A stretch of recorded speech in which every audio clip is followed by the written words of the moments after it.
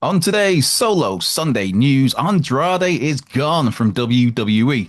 There's a major WWE name who's undergoing double knee replacement surgery. There's the latest on Bianca Belair's status, and Eddie Kingston's AEW return is confirmed. Hello and welcome to WhatCulture Wrestling. The solo Sunday news, myself, Andrew Pollard. I hope you're good, I hope you're well, and I hope your weekend is going as well as possible. My weekend, well, championship football, it's tough, isn't it? Anyway, at least I had a really nice Chinese meal last night. And there's not a UFC to get to shortly. But wrestling, and the biggest story today is that for a second time, Andrade is gone from WWE. Now, this was first picked up on by WrestleMobs at bodyslam.net, who noticed Andrade's profile on WWE.com had been moved to the alumni page, something that usually happens, when a talent has finished up with the company or are finishing up with the company. Now, Fightful Select has looked into this, confirming that yes, Andrade is no longer with WWE. Fightful also added that this was not a case of Andrade's contract having expired, knowing that he still had more than 18 months left on the deal he signed with WWE when he returned, last year? Last year at the Royal Rumble, wasn't it? Now, Fightful have also been told that this exit is an isolated one and not connected to any additional cuts. Basically, this isn't a case of WWE about to release multiple people, as they so often have done in the past. This is just Andrade has been let go. John Alba as well. John Alba over at Sports Illustrated confirmed that, yes, this was a WWE decision and not a mutual decision. So WWE decided to release Andrade, to fire him, for a lack of a better term. From people they've spoken to, Fightful understands this decision has been in the works for at least the last week. The last time we saw Andrade, now that was back in SummerSlam, where he teamed with Ray Phoenix in the big TLC match.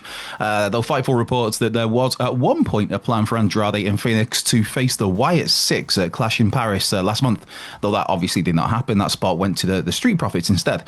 So, I mean, you look at it, you think of what could be next for Andrade. I mean, in terms of AEW, Fightful said that his December 2023 exit from the company was less than ideal, is a term that was used here. Essentially, Andrade's deal was coming up. AEW offered him a long-term extension that they believed he'd agreed to, only for him to later tell AEW that, yeah, no, I'm not going to be re-signing, which in turn then obviously impacted AEW creative plans. And then he'd be back in WWE, yeah, just maybe, 2 months later, just over a month later.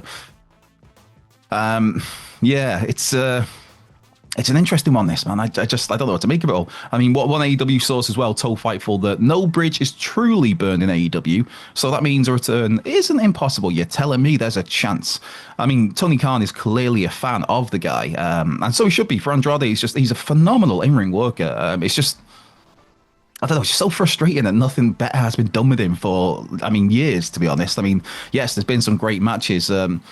Teaming with Phoenix was fun. The Carmelo Hayes series was decent. I mean, his last match with Miro in AEW was a cracker. There were a couple of really good Buddy Matthews, matches that really stand out from AEW as well. But creatively, it's so often been a little bit, I don't know, flat for Andrade, whether that was his first WWE main roster run, his time in AEW, or his return to WWE.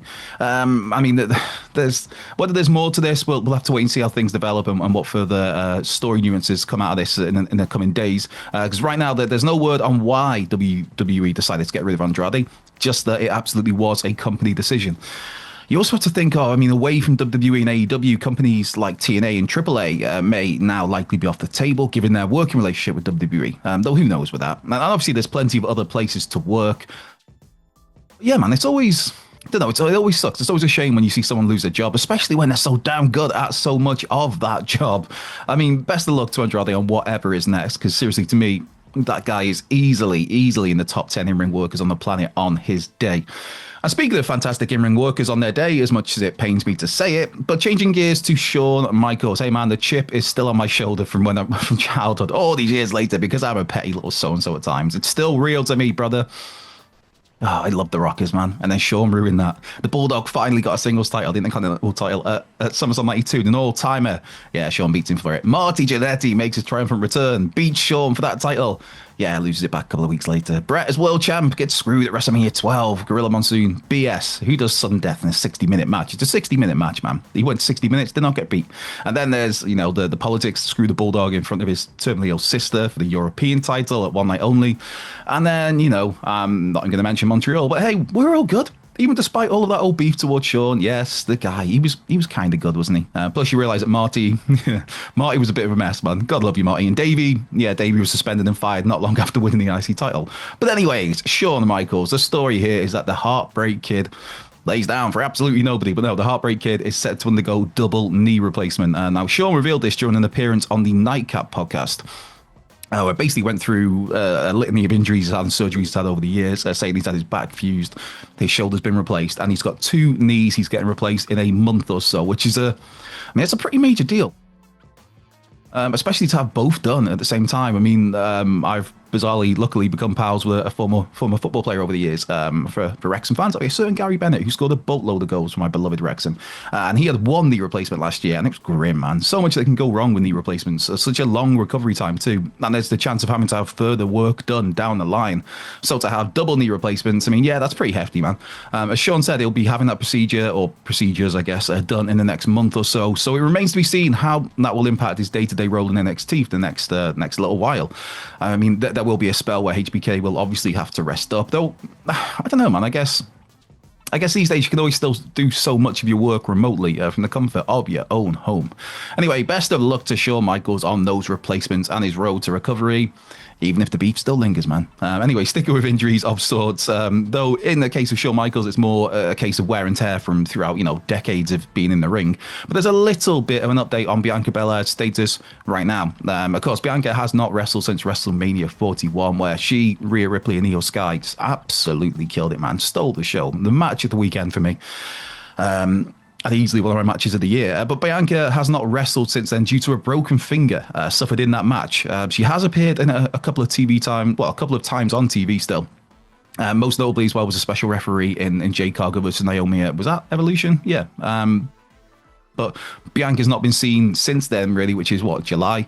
Now, speaking on a recent appearance on the Club 520 podcast, it appears that those broken finger issues are still holding up Bianca's return to the ring, which, that sucks to hear. As she explained during that appearance, she's currently having to wear her wedding ring on her right hand due to her finger still being broken on her left hand. Now, a broken finger, it might not sound like the most severe, serious injury, but it absolutely sucks. Causes so many problems, and just in day-to-day life, let alone if you talked about, wrestling. There's so many things that can aggravate an injury like that. It's one of those where you have to be fully healed, fully fixed, fully recovered before, in this case, stepping back into the ring. So it's so easy to just set yourself back even further if you rush back too soon. So yes, that is the latest on Bianca Belair, but hopefully it's not too long before the EST is able to lace them up again and get back to it. Now, in terms of lacing them up again, yes, we have Eddie Kingston's long-awaited return confirmed. Yes, for those who watched last week's AW Collision, or last week's Solo Sunday News, I guess, where I talked about last week's Collision, but there was a backstage promo from Big Bill where he said something along the lines of he's a New Yorker, New Yorkers are tough, but there's one New Yorker who claims to be tough, but isn't, who he's not heard from for a while, not seen for a while. Eddie Kingston, I am calling you out. And now it's official. Eddie Kingston versus Big Bill is set for All Out on September 20th. Though Big Bill doesn't think that Eddie is stupid enough to turn up, that he hasn't got the guts, but we'll see. But yeah, the Mad King will be back in action for the first time in over a year. Time flies, man. That's scary. That's gone so quickly. Now, Eddie was injured at New Japan Resurgence back in May 2024, breaking his leg, tearing his ACL and meniscus in a match against Gabe Kidd. Now, for me, I thought Eddie's return might have taken place as part of the whole Death Rider stuff, especially with Gabe Kidd kind of a member of the Death Riders now, an ally, I guess you'd call it. And especially because that whole AEW versus Death Riders, that stuff has lost two, I guess 3 top babyfaces lately in Will Ospreay, Swerve Strickland and Kenny Omega. But it also looks like Gabe Kidd has returned to Japan as well by this point. So, I mean, Big Bill is up first for Eddie Kingston, which should be a lot of fun. Bill's great. Eddie is great. And it's just great to know that Eddie, I sound like Tony Khan with all these greats, but it's just great to know that Eddie Kingston will be back on our screens ASAP. I have missed the Mad King, man. It's also crazy to realize All Out is less than a week away. As is WWE WrestlePalooza, of course. So I'm sure next weekend's Solo Sunday News will be a pretty newsworthy one, I reckon. But for now, today's Solo Sunday News is a wrap. Be sure to check out this other excellent video that's floating around somewhere on your screen. This has been WhatCulture Wrestling. I've been Andrew Pollard. Be well, stay safe, and I will catch you next weekend.